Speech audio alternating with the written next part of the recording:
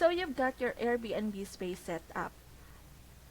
But what type of insurance do you actually need to protect it? Let's break down exactly what policy to choose with Next Insurance and how to pick the right coverage in just a few clicks. Once you land on the Next Insurance site, links in the description, hit Get a Quote. For business type, just type in Airbnb host or short-term rental.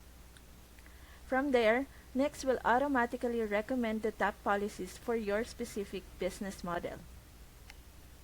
General liability insurance is the number one pick. It covers guest injuries, accidental property damage, and legal fees.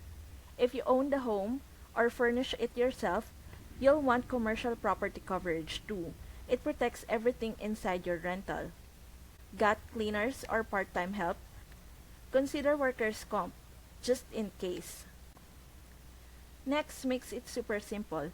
You can toggle coverage options, adjust limits, and see your price update in real time. No guesswork. Ready to protect your Airbnb like a real business? Click the link in the description to get covered with Next Insurance today. It takes 10 minutes, it's 100% online, and you'll get the exact coverage Airbnb pros trust.